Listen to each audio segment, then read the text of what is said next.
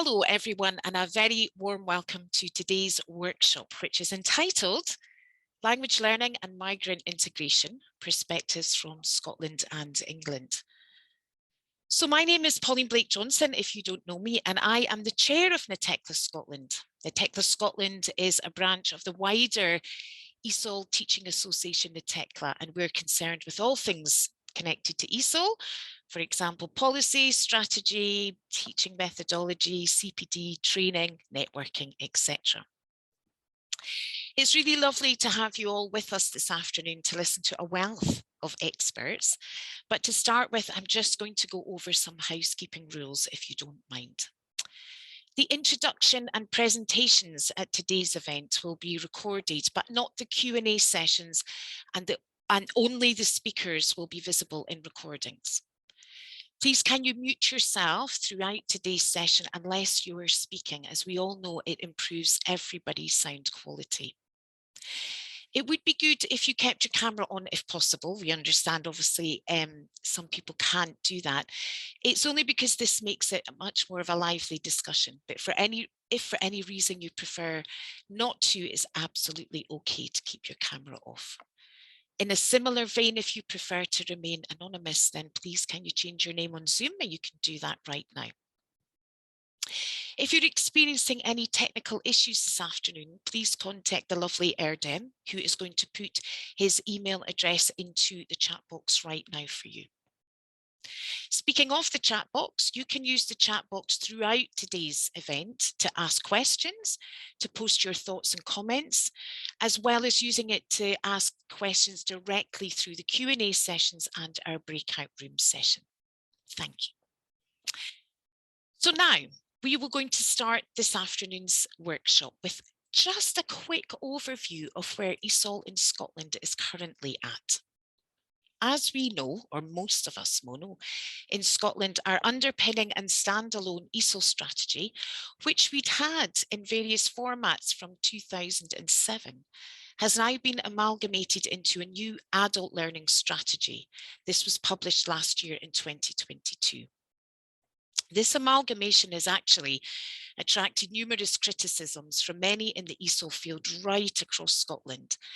In my experience and from the feedback I'm receiving from many peers, this is because largely the new policy document doesn't seem to address or provide answers or solutions to what many see as some of the chronic problematic areas of ESOL in Scotland. ESOL practitioners, regardless of the area they are working in, whether that's college, local authority or third sector, can talk to great effect about the daily struggles they have providing and delivering ESOL effectively to the vast numbers of learners that Scotland have and are continuing to receive.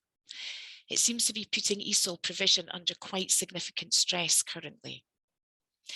The main problems we seem to talk about as a profession are threefold, as I would say. Funding. That age-old issue that there isn't enough funding to allow providers to employ enough people to provide the required amount of provision that's currently being asked for and sought by learners. But also, at the moment, there is an uncertainty about funding surrounding this new policy position. There have been no concrete announcements from the government surrounding this amalgamation of the ESOL strategy into the adult learning strategy and how funding might work, change, increase, or God forbid, even reduce. And this ultimately places a strain on our sector. How can you possibly plan long term if you're uncertain about where and indeed how much funding you have to deliver your programmes? This ultimately feeds into what is a very common second issue, and that of unmet demand.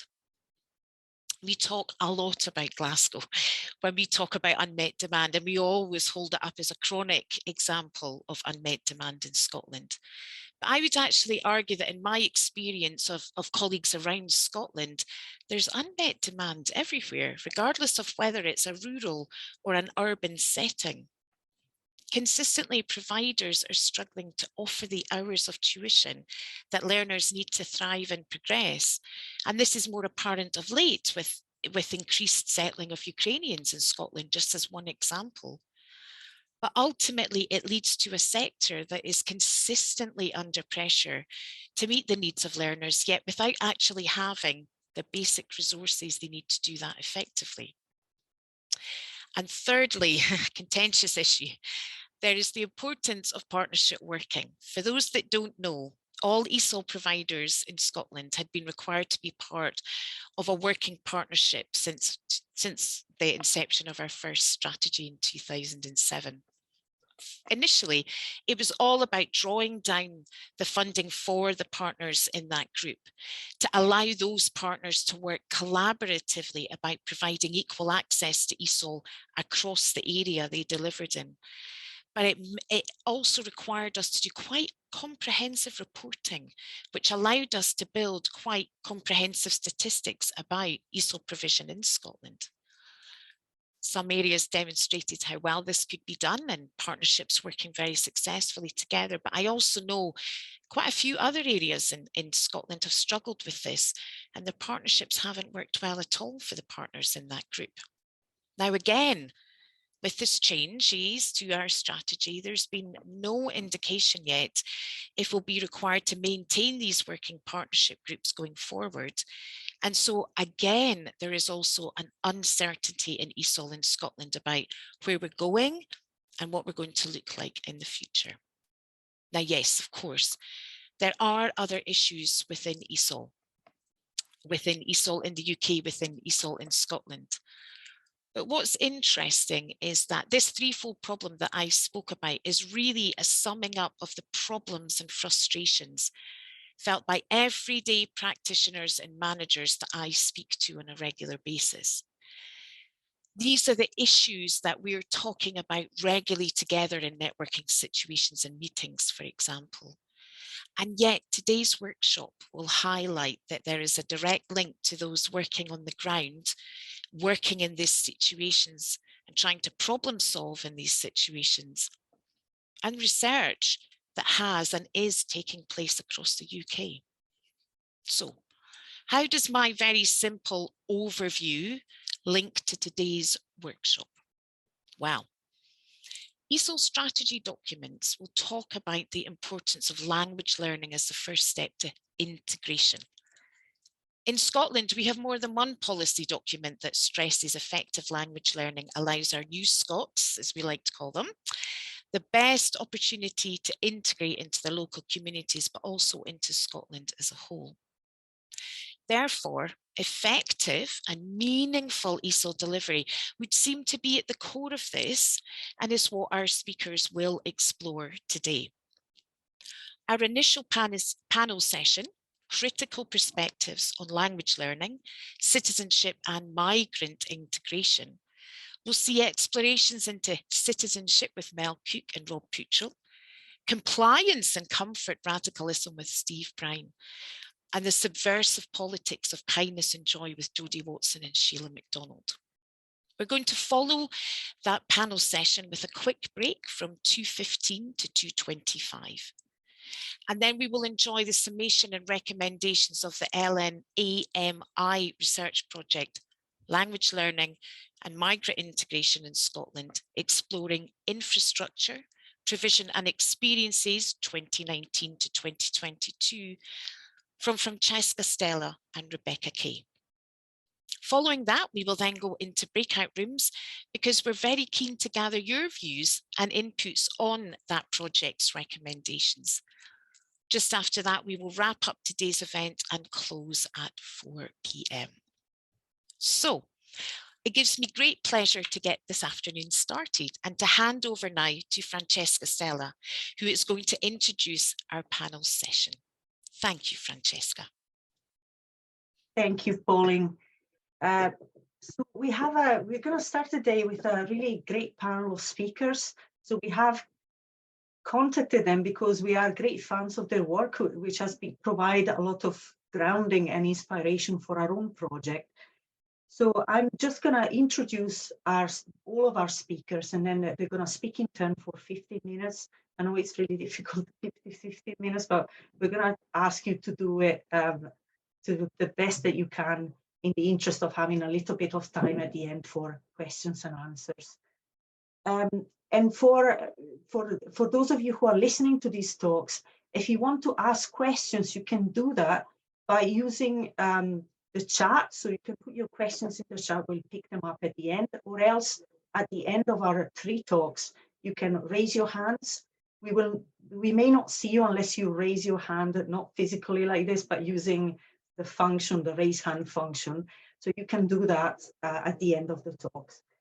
So without further ado, I'm going to introduce all of our speakers. So our first speaker is Mel Cooke. She is a senior lecturer in ESOL and Applied Linguistics at King's College London. And before joining King's College London, she taught EFL in Spain and ESOL to adult migrants in London. So she has worked for a really long time as a researcher and lecturer in the School of Education and the School Centre for Language, Discourse and Communication. Mel's research is around ESOL in the UK, and particularly around the social and political context of migrant language education. She has collaborated on several projects exploring the application of participatory pedagogy in the ESOL classroom. She is the convener of the Hub of for Education and Language Diversity, a collaboration between King's College and English for Action. And she has a number of really brilliant publications. One of the most recent ones is a book that she co-edited with Rob Peutrell called Brokering Britain, Educating Citizens. And I think today she will talk a little bit about some of the topics of that book. Our second speaker is Steve Brown. He's a lecturer in English at TESOL in the School of Education and Social Sciences at the universities of the west of Scotland. His research interests are related to English language, language acquisition and language learning, and he has worked for many years as an ESOL lecturer in further education before joining UWS. Again, his interests lie in the role of ESOL in the integration and inclusion of migrant communities. And today his talk is around enabling compliance, Scottish ESOL, and comfort radicalism. And finally, we have 2 speakers who will present together. So it's Sheila Macdonald and Jodi Watson.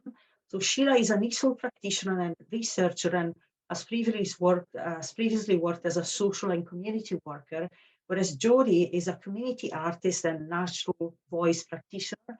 She joined forces in 2015 to fund Beyond the Page, which is an independent non-for-profit organisation based in Thanet, East Kent.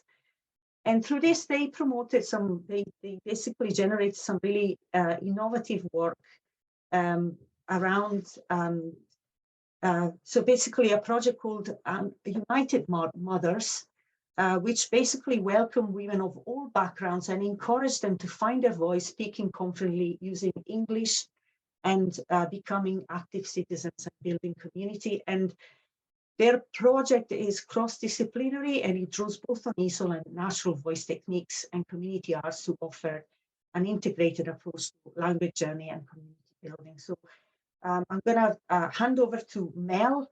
So the title of her talk is Educating Citizens, Exploring the Potential of the Notion of Citizenship in ESOL.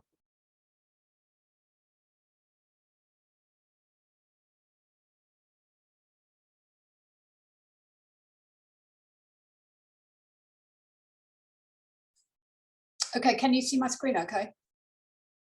Good, right. So thanks to Francesca and Becca for inviting me to talk about ESOL and citizenship and to hear about their research into ESOL integration in Scotland. And thanks to Pauline for the introduction. It's very nice to see everybody. I'm presenting on behalf of myself and Rob Peutrell, but he can't make it today because he's teaching ESOL, ironically. I'll be talking mainly about ESOL citizenship and about our 2019 book, Brokering Britain, Educating Citizens, that you can see a picture of here, and about some other work I've done in collaboration with King's in English for Action, an educational charity based in London that some of you might be familiar with. The book also features a chapter by Sheila, who you'll hear from later, along with Jodi Watson. So in the book, we wish to promote an understanding of citizenship as a democratic, dialogic, participatory process. The book consists of 8 case studies of ESOL projects, which in different ways are concerned with fostering the development of active, sometimes activist, diasporic citizens, as we call them in the book, who are developing their voice, agency and collectivism, often in multiple languages, as well as their English language competence. So in Britain, as we are probably aware, citizenship does not have a particularly happy history, and it's important to acknowledge the view held by many critics that citizenship has exhausted its democratic potential, that neoliberalism has hollowed out democratic public life, and that nation states are reinvesting in citizenship discourse, not to enhance democracy, but as a form of biopolitical governance. And as we know, for many years, ESOL has been implicated in policies concerning immigration, security, nationalisation, nationality, and so-called community cohesion. The most well-known of these was the introduction of citizenship and language testing in the 2002 Nationality, Immigration and Asylum Act, which introduced the Life in the UK test and language testing for applicants for UK citizenship or leave to remain. Subsequent legislation such as Prevent and the aggressive promotion of British values in further education has continued to situate ESOL and other areas of adult education as the main vehicle for top-down government-mandated citizenship education. And politicians of all stripes have pointed to multilingualism as a threat to cohesion and integration. I'm talking mainly about the UK government as it pertains to England here, by the way. I'm aware of my audience. But this reveals clear tensions between the multilingual realities of the population, the views and practices of many ESOL educators, and the monolingual nation-state-oriented policies and attitudes emanating from Westminster, from government and public discourse. However, there are other aspects of citizenship that are more useful for thinking about adult migrant language education, which we discuss at some length in our book. So first of all is the well-established distinction between citizenship as a status and citizenship as a practice. As a status, citizenship is legally defined, state-dependent, and exclusive by definition. Some have it, some don't.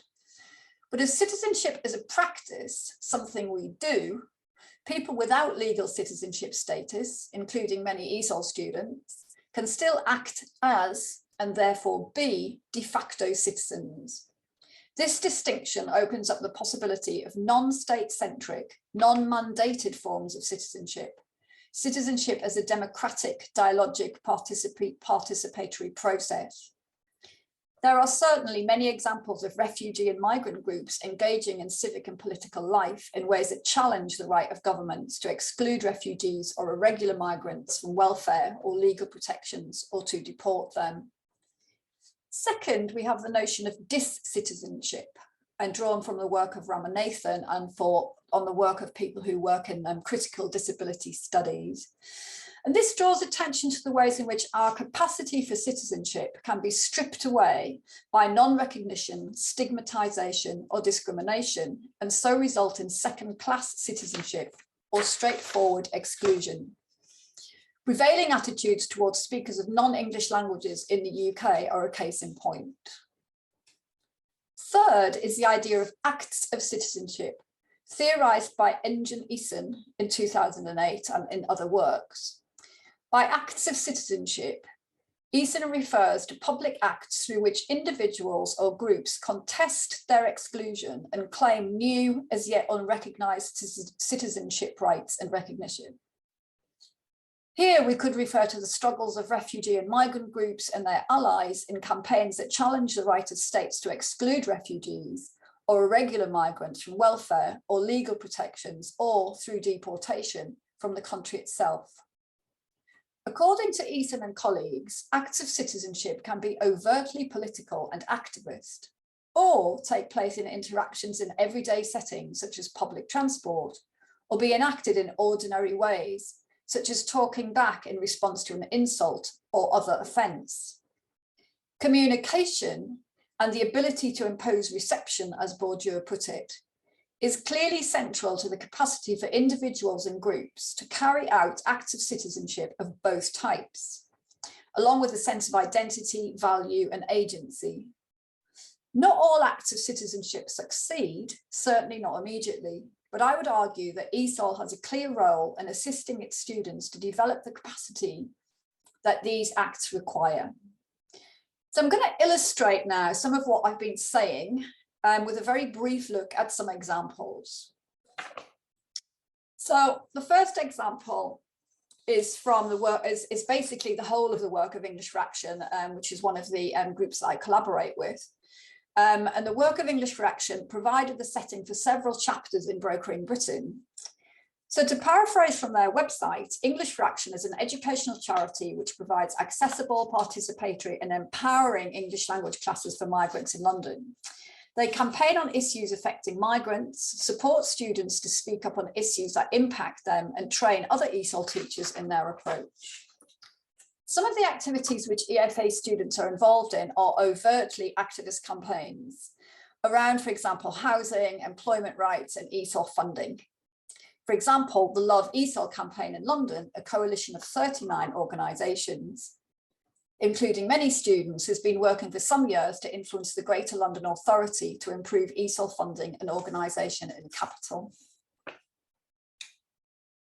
A previous nationwide campaign in 2011 that some of you will probably have been involved with and probably definitely remember, Action for ESOL, aimed to prevent the loss of funding in England and was largely successful. Out of this campaign emerged the mainly teacher-led ESOL manifesto, which 10 years later is being revised and rewritten by a group of ESOL activists who were involved the first time around. During the 2011 campaign, there were high levels of student-led activity. In one classroom documented in the publication Emerging Worlds by myself and Becky Winstanley, students were engaged in activities such as organising, planning and holding public meetings, writing agendas and minutes, giving speeches and interviews and lobbying their local political representatives. The range of literacy and oracy skills developed by students whilst engaged in these actions was broad and varied, and in keeping with good participatory education was firmly rooted in particular needs identified by the students themselves. Not all acts are as overtly political as these, however. An important feature of acts of citizenship, over and above their activist potential, is the potential for the transformation of the political, social and ethical consciousness of the actors involved, and a chance for individuals to imagine, even if momentarily, how the future could be different from current reality. Indeed, this imagining is often a crucial step, a crucial first step that citizens need to take before they can contemplate and move towards action. In this example from a project called Who's Integration, in which students spent 8 weeks exploring their own understandings of integration and cohesion, public debates in which they are often invoked but rarely consulted, a group of Bangladeshis interrogated the reasons why women riding bicycles was frowned upon by some members of their community. In a complex discussion, students explored the implications of integration, not just with respect to white English-speaking majority society, but also across the intersections of gender, class, tradition, and power within a minoritized community. The discussion offered the students a chance to imagine an interruption to the everyday order of things and to consider a potential challenge to existing patterns and practices. The last example is from Our Languages, which is described in chapter 7 of our book. This was a classroom-based project designed as part of a larger funded research project at King's, which explored sociolinguistic knowledge with learners of ESOL. Again, a group whose own knowledge, lived experiences and attitudes are frequently overlooked in public debates about language. During the 8-week project, the students and teacher researchers were engaged in discussions about recent understandings of bi and multilingualism, heritage language learning, family language policies and language discrimination. This latter theme, which we, the researchers, did not anticipate, but which emerged in the aftermath of the Brexit vote. To tackle the sometimes painful stories which emerged in this phase, we used 2 participatory techniques: problem posing using visual codes, adopted from the work of Brazilian literacy educator Paulo Freire, and forum theatre, which originated in the work of a contemporary of Freire, Augusto Boal, and his Theatre of the Oppressed. So in problem posing, students look at a code or a picture depicting a problem. I'm not sure how well you can see that, but it's a picture of a man berating a couple of women on the bus and asking them to speak English. You're in England, speak English. The teacher then asks a series of structured questions, and the order of these is quite important, which lead the group to a deeper analysis of the problem. So they describe the picture, they recognize the problem, they identify with the problem, and then they move on to explore the root causes and the social aspects of the problem. Then they look at alternatives and ways of changing the situation. In this particular case, after exploring the theme of language discrimination using problem posing, students produced plays using experiences from their own lives to develop as improvised performances. So theorists of acts of citizenship point out that exploring acts of citizenship through the mediation of art, in this case, theatre, offers the opportunity to imagine scenarios which move against the habitus of general culture. Boal regarded the practices in his Theatre of the Oppressed as preparation for real life. In these plays, students took on different roles and experimented with different ways of dealing with language discrimination. Students were able to rehearse ordinary acts of citizenship and resistance and to imagine different outcomes in the safe space of the classroom, with opportunities to discuss the pros and cons of each one, thus envisaging in a small way an alternative future reality in which speakers of languages other than English speak back to their oppressors, and in which multilingualism gains greater respect and recognition in the public sphere. So to go back to our book, the final chapter of our book reflects back on the cases we've discussed in earlier chapters, and we draw out 4 basic principles that we suggest should inform ESOL if it's to be consistent with the idea of citizenship that we advocate.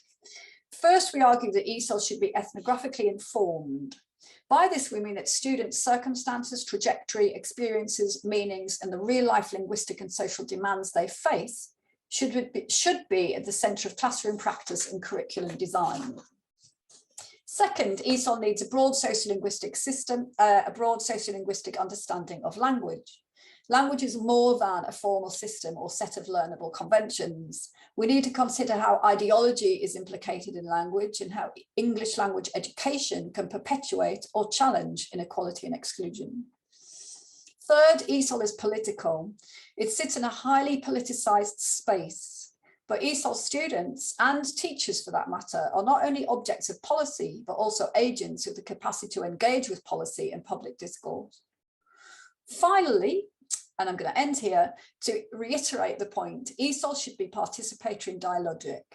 Our practice should reflect the citizenship we aspire to, but give students a chance to shape their own learning. Giving students the chance to shape their own learning makes better pedagogy.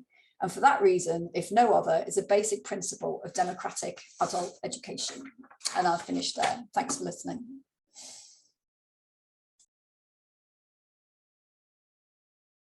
Thank you, Mel, for a brilliant talk. Our next speaker is Steve Brown. I don't know if you have any slides, Steve, to upload. Yeah, can you hear me okay? Yes. Excellent, thank you. Right, please give me a second.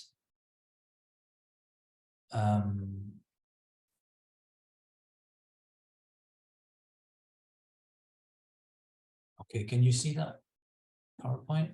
Yes. Okay, so right, well, thank you very much for having me today. I'm going to try as best I can to stay within the 15 minutes.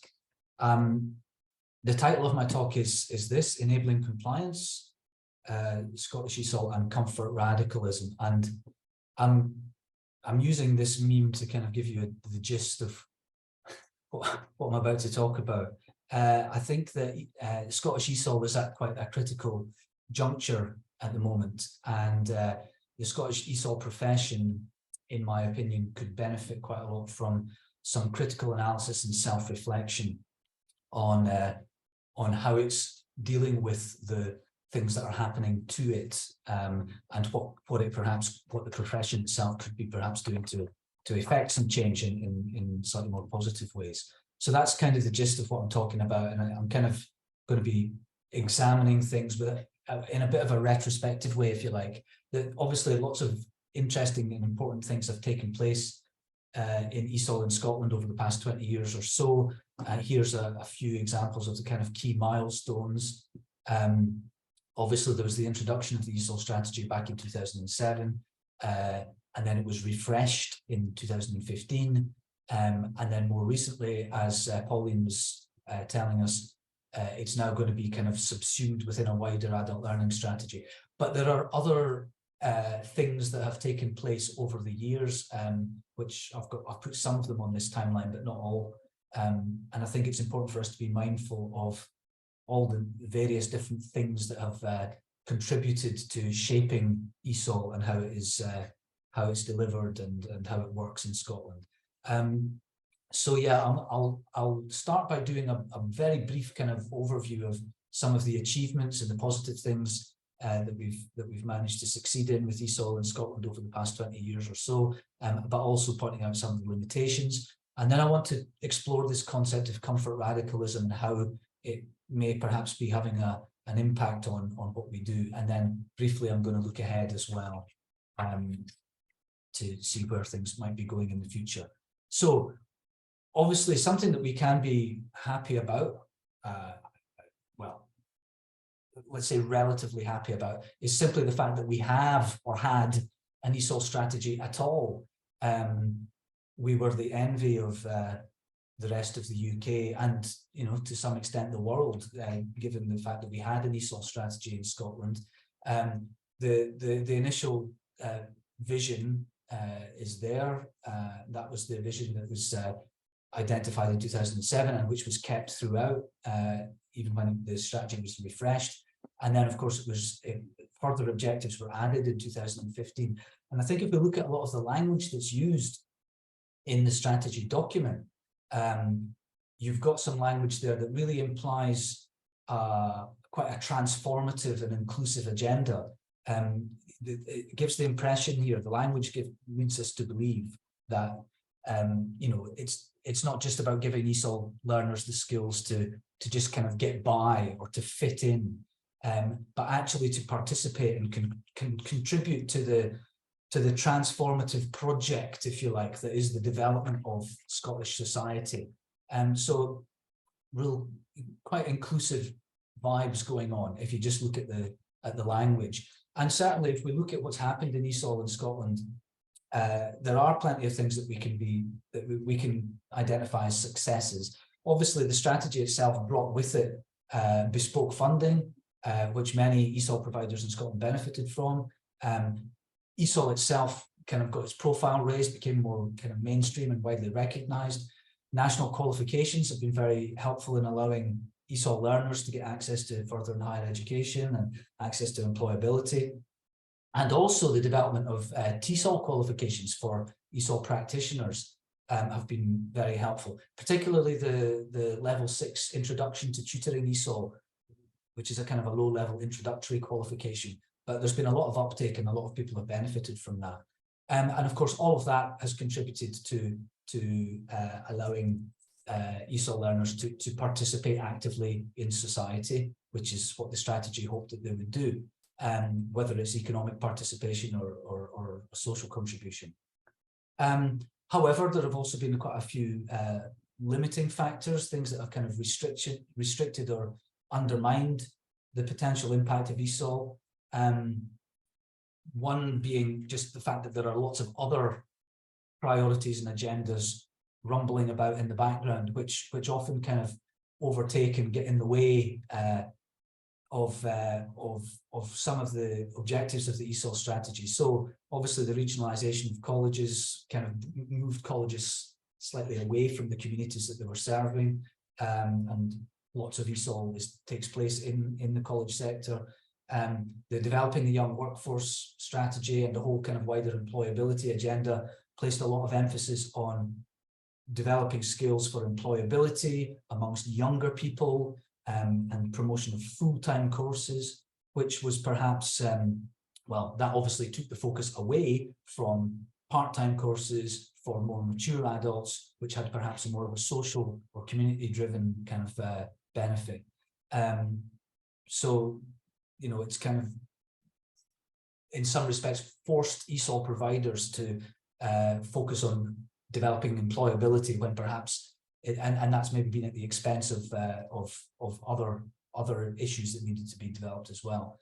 And of course, dwindling funding. You know, gone are the days when every ESOL provider in Scotland used to get, you know, several £1,000s or tens of thousands of pounds, sometimes even more, to devote to their ESOL projects. That's disappeared to nothing now. Something else that I think has been a kind of limiting factor is complacency amongst us ESOL professionals. I think there's a, I mean, you know, if you live in Scotland, there is a tendency to look south of the border and go, oh, well, at least we're not as bad as England. And in many respects, you know, well, I suppose the thing is, when we're talking about ESOL and integration policy, and then consider what's happening with the current Westminster government, when the bar is so low, you know, when we're talking about a government that actively and explicitly has developed a hostile environment and is, you know, actively discouraging immigration and demonizing immigrants, you know, it's not difficult to be better than that. You can still be pretty bad and be much, much better than that. There's also a tendency to focus on success. If you look at like Education Scotland documents and things that talk about ESOL, if you were to go to the Education Scotland website and type in ESOL, you will get lots and lots of best practice stories, good examples, but there's very little focus on what maybe wasn't so successful.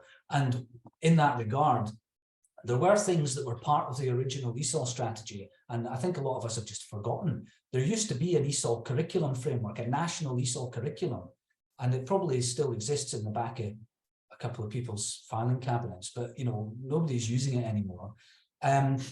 The level 6 PDA, Introduction to Tutoring ESOL, has been very successful, but SQA also developed further qualifications for TESOL practitioners at levels 9 and 10, and very few people have actually done those. And then, of course, we've got the, as Pauline mentioned, we've got the perennial problem of unmet demand. I was at a meeting just last week, and apparently in Glasgow alone, there are 9,500 people on the ESOL register. So that's 9,500 people waiting to get access to a course, an ESOL course. And of those 9,500, 70% of them haven't even been tested yet. They're still waiting for a test. And then the other thing, this is the thing that I want to kind of talk about more, is this idea about a compliant profession. And I don't want to, you know, I didn't come here to slag off ESOL practitioners at all.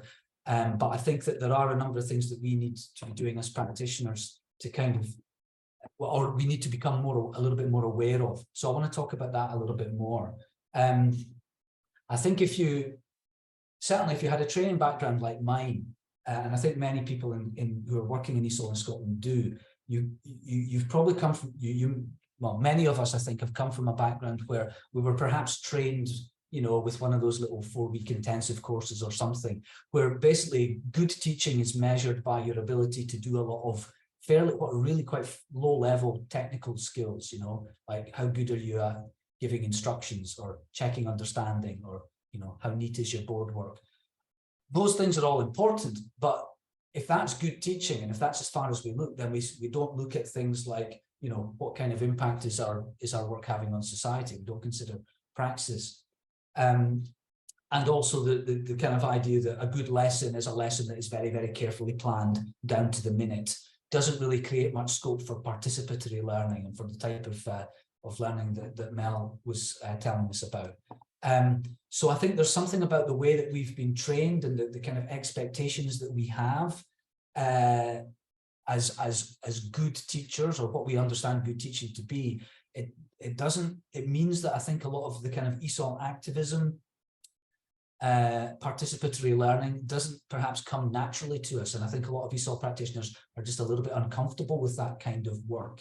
There is also, given the fact that many of you are teaching in very difficult circumstances, funding challenges, maybe not in a particularly good environment, you might be teaching ESOL in a church hall or somewhere like that. Basically, any kind of success we can have, we regard as a win.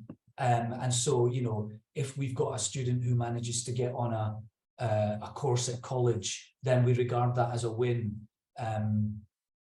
Or making any kind of progress in their lives, even if it's like somebody who was, who's maybe like a maths professor, but they've got a job delivering pizzas for Domino's, we would still think of that as a kind of success.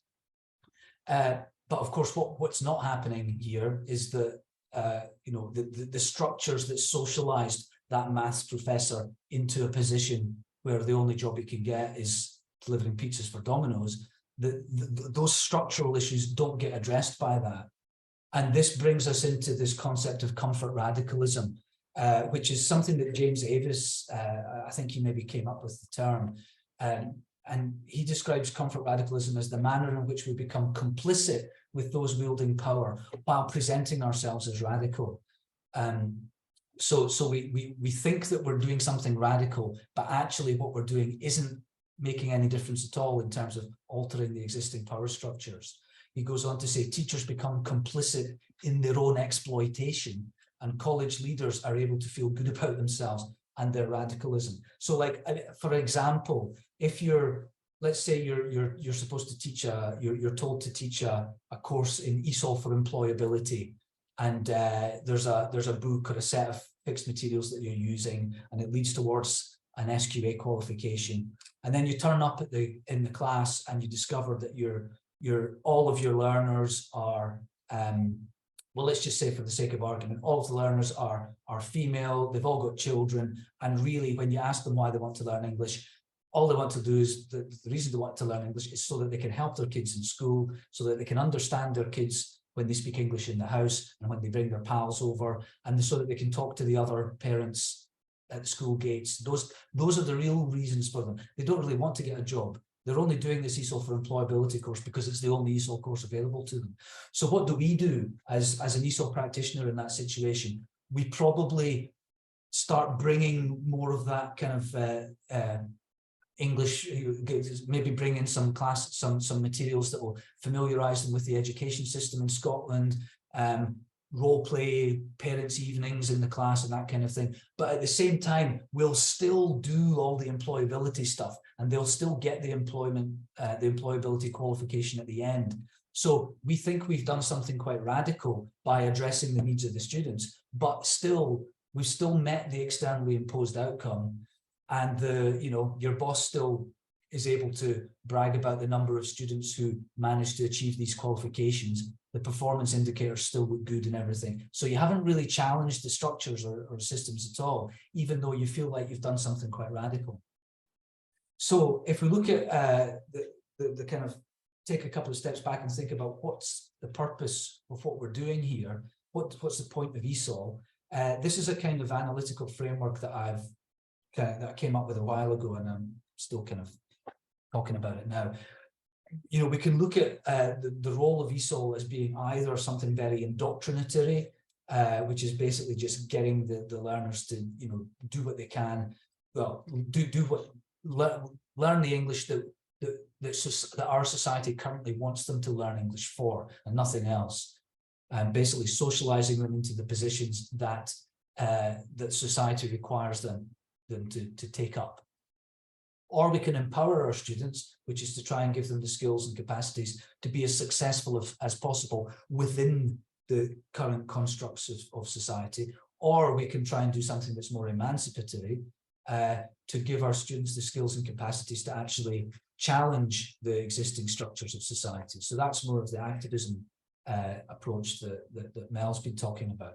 So I think, if we go back to the policy discourse, what's actually written in the policy, it gives us the impression that we're doing something, or we're working towards something quite emancipatory, quite inclusive, involving our ESOL learners in the transformative process of social change. But then when it comes to the reality, we've got all of these other agendas that we need to follow. There's the funding issues. There's the kind of idea of comfort radicalism that we find ourselves in. Basically, we're desperate for any kind of success just to allow ourselves to feel motivated about the jobs we do. So that kind of pushes us more towards the indoctrinatory end of the scale. And really what ends up happening is once the policy gets implemented, it's certainly not as emancipatory as it perhaps could have been, or even as it looked, or even as at face value anyway, as the policy kind of seems to want us to be. So that's unfortunate. But of course now we're in a situation where we don't even have an ESOL strategy anymore. We don't even have all of that policy discourse that looked emancipatory doesn't exist anymore. And we're in a situation where we don't even have a strategy, or do we? We're kind of part of a different strategy now, the wider adult learning strategy. And, you know, we could look at this in a positive way and say, well, maybe if we're part of a bigger strategy, that means that it's more inclusive. We're not going to be treating ESOL learners as different and segregating them. Everything has to address the needs of ESOL learners now. All adult learning has to address the needs of ESOL learners. And you know, and it's clearly stated in this adult learning strategy too. However, we do have to consider these questions. You know, we were all very happy to talk positively about how brilliant it was that we had an ESOL strategy. And of course, you know, we had an ESOL strategy and England didn't, which made it seem even better for us. But if it was so great, how come it's now a better idea not to have one? You know, that doesn't quite make sense to me. And there are other issues to do with the way that this decision was made. There was very little consultation with the actual ESOL profession itself. And then when you look at the new adult learning strategy, the 39-page document, ESOL is mentioned 4 times in this big document. And there is no actual proposed action for anything about ESOL at all in the document. It just says, oh, we're going to review ESOL, and that's it. But that's the only mention that's made of it. So again, that raises the question, are we now, you know, all the good work that was done in terms of raising the profile of ESOL, is that all now just going to disappear once again? So I think, you know, Can I ask you to wrap up? Sorry, I am just I'm sorry. Yeah, I'm just going to finish with this quote from Paulo Freire, and I think this is just a kind of call to members of the ESOL profession. I think we need to be a little bit careful about allowing things to happen and not considering carefully what impact they're going to have on us as professionals and also on ESOL learners in Scotland. So that's really all I want to talk about, and I'm sorry I ran over time. And those are some. Thank you, Steve. I know it's tricky to keep to 15 minutes. So our last talk is by Sheila Macdonald and Jodi Watson, and it is called Interrupting Hierarchies, the Subversive Politics of Kindness and Joy. Hello everybody, I'm Sheila and I'm an ESOL practitioner and researcher. And I'm Jodi, I'm a natural voice practitioner and community artist. Thanks for inviting us today. It's a pleasure to be part of this conversation and the development of services in Scotland. We're going to focus on 3 aspects of the United Mothers Project, which we hope will be a useful contribution to the questions raised by Francesca and Becca in their research. First, we'll take a look at the building blocks which underpinned the project and led to its successful development over 7 years. Then I'll share with you a foundational activity, which is how we welcome and engage everyone who comes to a United Mothers session. This illustrates how the principles work in practice. And finally, Sheila will notice how a project like this can become vulnerable in ways which may or may not surprise you. Before we start, it's probably helpful to outline for you what a natural voice practice is. I quote, "The fundamental premise of a natural voice approach is that everyone is born with a voice to be celebrated and enjoyed for its natural beauty. It is your birthright. When heard, the voice says something vital about the deepest layers of our identity, our commitment and aspirations. The natural voice is the one we all have, untrained and healthy, able to express emotion, ideas and experiences, but this voice can become strained and blocked through life's pressures. The physical warm-up and regulated breathing employed by natural voice group singing encourages calm, joyfulness, play and well-being through unified group action, which in itself also nurtures a sense of community and belonging.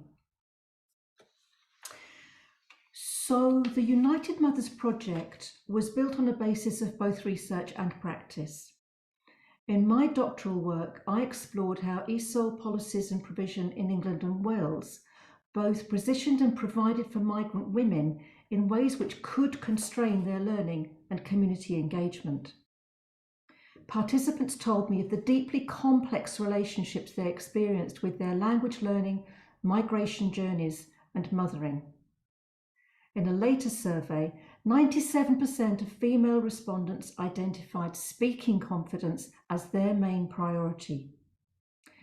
So we tried to meet a need not only for participants, but also for me as a teacher. Back in 2013, in adult education, I was really struggling with a group of beginners.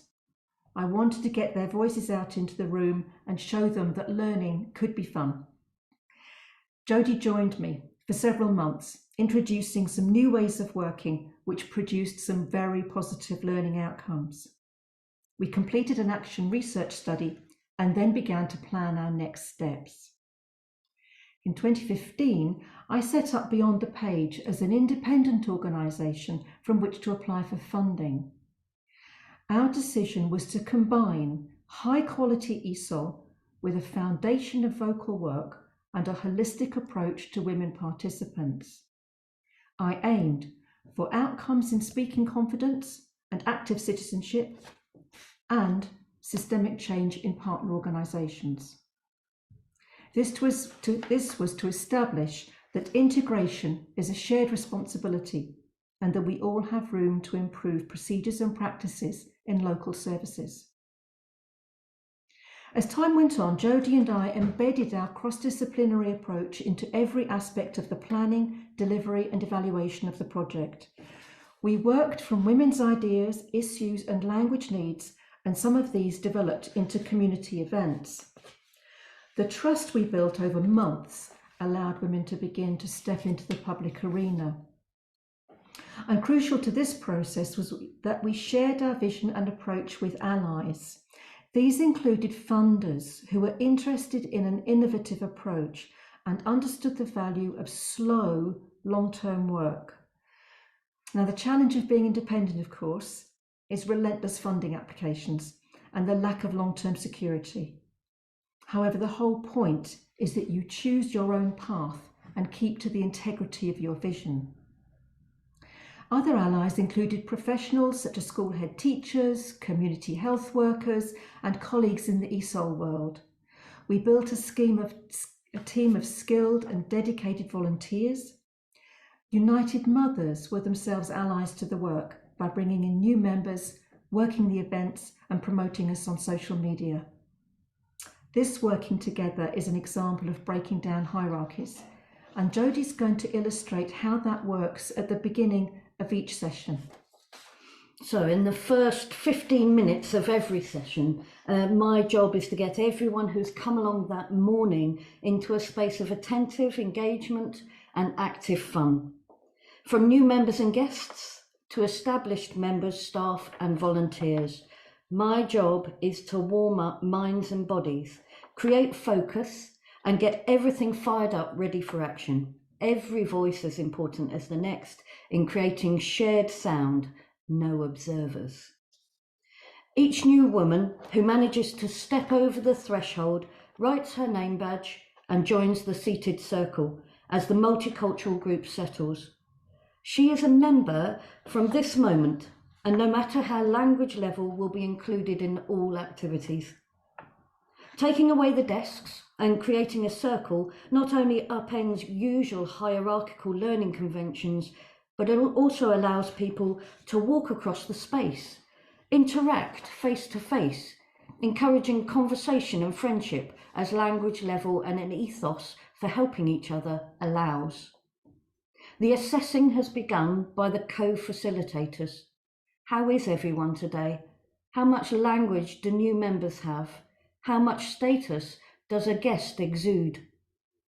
Once the register has been completed and a smile has welcomed everyone, the ESOL tutor hands over the group and I invite everyone to take part in a physical shakeout, watching and copying, physicalizing and concentrating, arriving in the here and now for an uplifting energy boost. The new woman is instantly actively engaged in a repeatable, unthreatening, embodied pattern of subtle learning, leaving the hectic morning behind her to be replaced by focus and fun. The ESOL tutor is now seen as another member of the group, just like her, next to her, making something happen with her, not the usual passive end-on learning she might have expected. Once the call and response technique is established and with limited cognitive load, the vocal articulators are brought in, so the lips, face, mouth, cheeks, jaw, tongue, voice, and then fricatives, vowels, consonants, paired plosives, all call and response. And then a unifying 2, 3 or 4 part song from a language that is in no one's mother tongue. This brings a sense of togetherness, accomplishment, and quite often a moment of magic. None of this is about getting things right. The pronunciation or the rhythm, the pitch, the timing, it's about taking part, all engaged in creating the present moment. This is about listening, trying, making mistakes, trying again, having a laugh, falling off, getting back on, enjoying each other's company and the voice we create together. This is about community, arriving, belonging, connecting, safety, and being in it together. This circle, now energized, happy, upbeat, has received and heard every woman's voice and felt every woman's energetic contribution to the ensemble. Many guiding principles have now been established. So 1, every woman's voice is welcome in whatever language she has available to her. 2, that we communicate in every way open to us, body language, mime, music. 3, we are all important as individuals, but collectively we create so much more. And 4, we share, nurture, encourage, and help each other to be the best we can be as women. Over time, this formulaic improvisation becomes trusted by regular members, staff, and volunteers. Scaffolding the start of each session in this way enables a playfulness around a circle, a softening of internalized pressures from any external ones, husband, home office, kids, schools, curriculum. It's a relaxation into a unique space of kindness and mothering each other, which then permeates through to the rest of our time together. It takes a particular type of teacher to be able to trust and subsume themselves to this process. Letting go of your ego or your self-importance, your assumed status is crucial. To allow the unexpected, the magical, or the unseen, to allow for those surprises.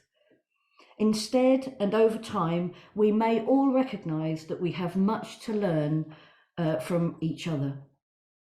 So how we share power around this circle is important. The space belongs to the women, and responsibility for holding that space, keeping focus and drive is shared between the 2 facilitators. Part of my job is to keep the flow, keep the energy up and between us all, so that any woman can chip in at any time. She may speak, laugh, cry, shout, ask a question that matters to her. It's her space to be heard, to inquire, to be curious, to learn and share about herself and the world around her. We also need to be held, what also needs to be held are the expectations and energies of our guests, predominantly white British professionals. They are used to speaking with authority, often talking over those with little English, or through anxiety or habit, addressing the other white people in the room. Our job is to support them through any discomfort they find in being the stranger in this multilingual female circle where they need to step back and listen. And none of this would be nearly as possible without knowing your allies, whether in your partner agencies or your team. It's true to say that some people just get it.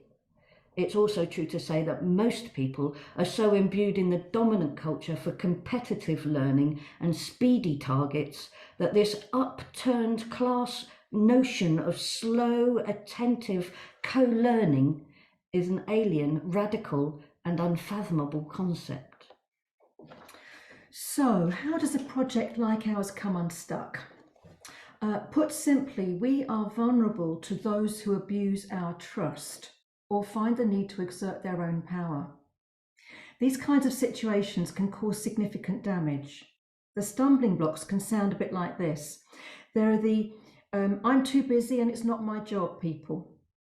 One of the things you may also have experienced in running community classes is that you become very popular with service providers. They often regard you as easy access to the migrant families who may need them. Now, that's fine. We're happy to be that bridge, but we're not there to tick their box.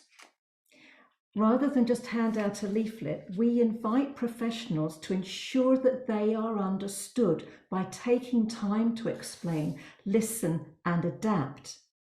But they can find themselves often unable or unwilling to meet people's needs in this way because it takes too long and it's inconvenient.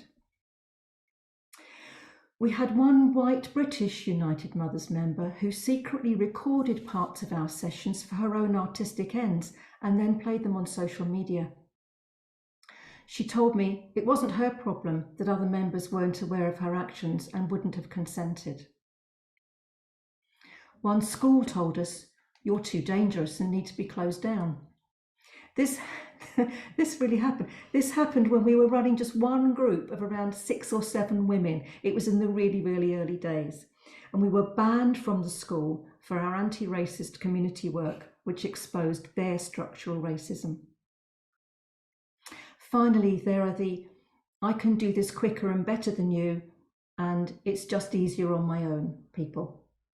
These are the ESOL tutors, managers, inspectors, who are also likely to say, I don't understand the point of this warm-up. These folk find collaborative work challenging, and believe me, it is. It took us a year of tussling about whose ego was in the space and who was doing what before we could really get going. What these folk want is control of their own classroom, and what they miss is a much richer, more substantial, and we believe ultimately more effective experience for everyone involved. So finally, we came to realise that our existence is radical, a women's group. Should we be surprised? Our work fails to meet the Inspectorate's teaching and learning tick box criteria. We encourage and celebrate marginalised women to find their voices. We challenge partner professionals to adapt their practice. We build strong and enduring friendships across language and cultural barriers. And we come together to learn because we want to. None of us has to be there. And we think it's the subversive politics of kindness and joy. Thank you. Thank you.